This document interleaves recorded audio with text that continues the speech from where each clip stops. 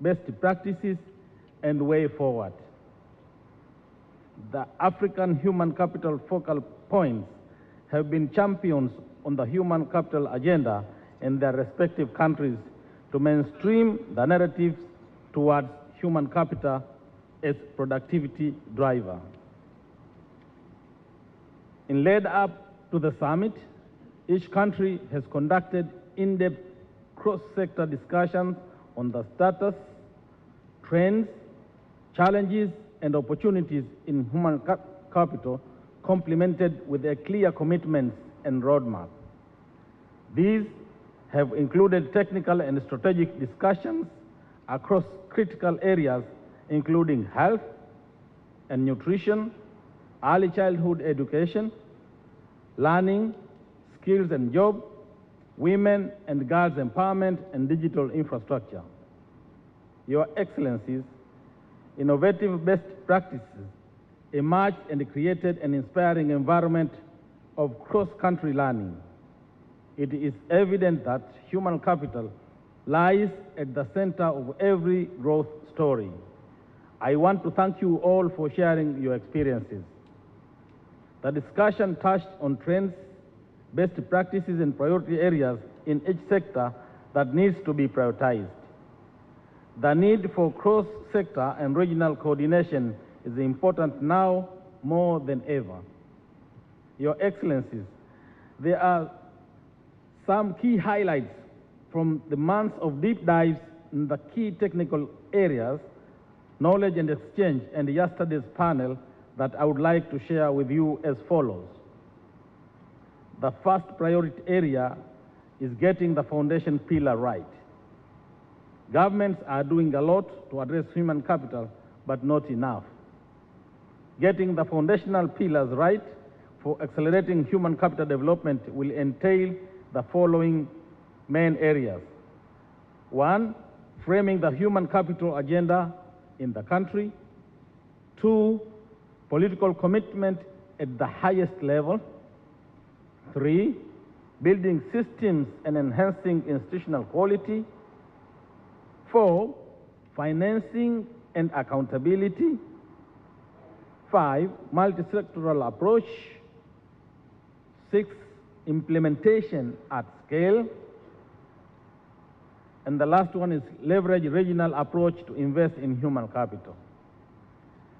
The second priority area is in early childhood development. Inequality in Africa begins early with the lifelong consequences for human capital. Food insecurity and malnutrition is a threat to human capital. Good nutrition in the first 1,000 days critical for the development and the building of human capital. However, disadvantaged children can catch up if countries intervene early.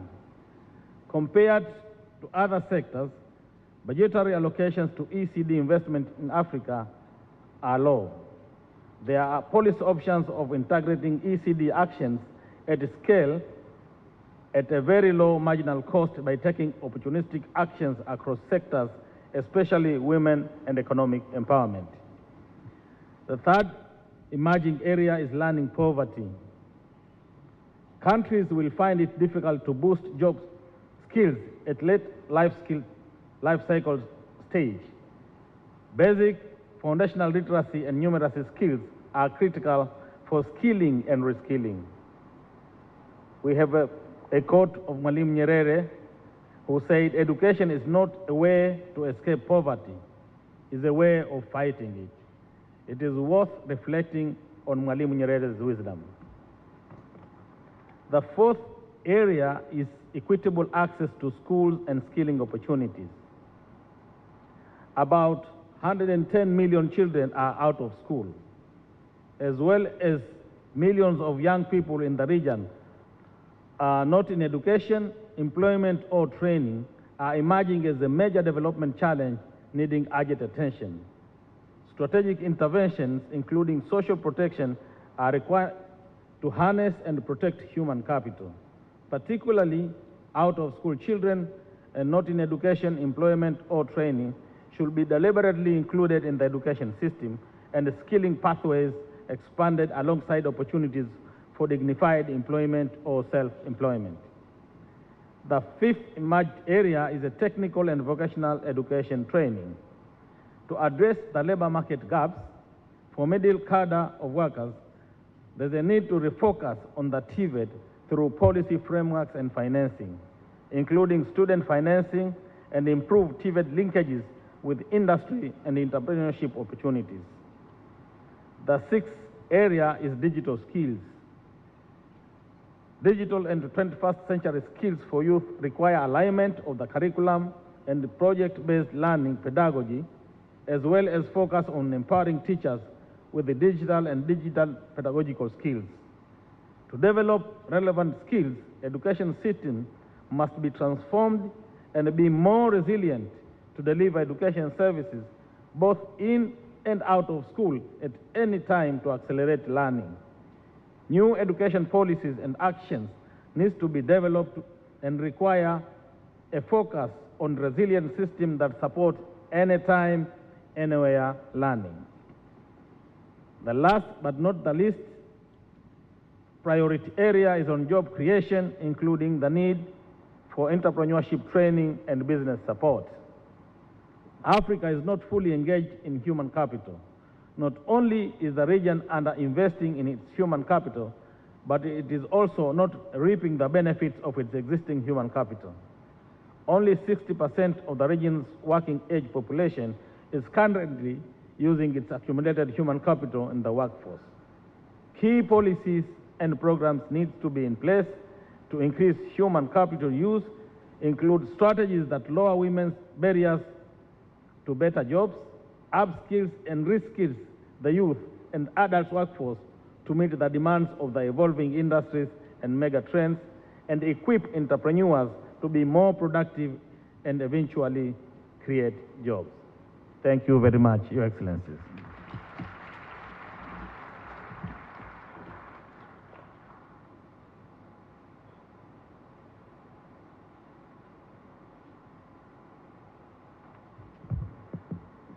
Thank you very much. Permanent Secretary, Ministry of Education, Zanzibar, Honorable Hamis Abdullah Said, for those comments on emerging priorities to accelerate human capital accumulation. Excellencies, distinguished guests, ladies and gentlemen, we are now coming to the top of the agenda of the summit, which is the adoption of the Dar es Salaam Human Capital Declaration 2023. And to lead us through this exercise, allow me to kindly request to the stage Her Excellency Dr. Samia Suluhu Hassan, President of the United Republic of Tanzania, be done by acclamation. So we shall clap at the end of the declaration to show that we've asked, Your Excellency.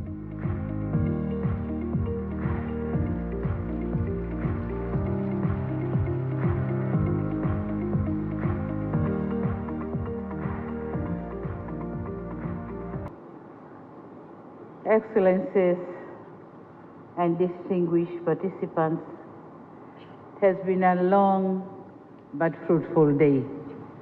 Congratulations to you all.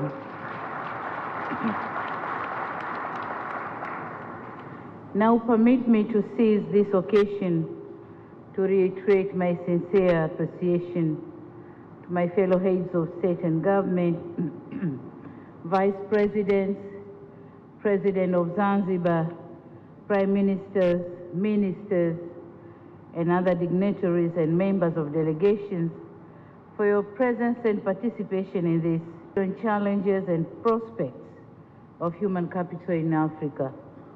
And after these deliberations, we'll come to act individually and collectively to resolve the challenges we have identified in the area of human capital development. And hence, it gives me enormous pleasure to present to Your Excellencies, heads of state, distinguished representatives, as well as partners here present, a draft of the Dar es Salaam Declaration on Human Capital.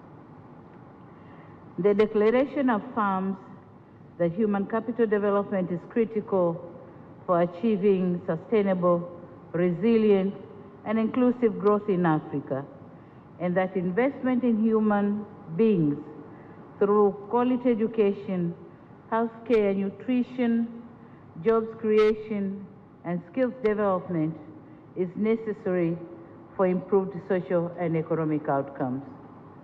The declaration also acknowledges that human capital development in Africa requires massive and coordinated financing and efforts to strengthen quantity, efficiency, and impact of investments in people.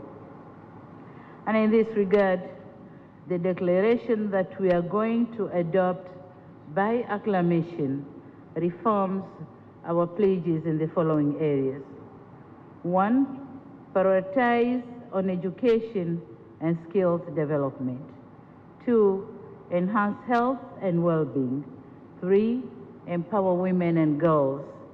4, strengthen research and innovation. 5, promote job creation and economic opportunities and partnerships. May this declaration, therefore, be a source of inspiration for all the people of Africa, and may it be a call to action for our governments to invest in one of the most significant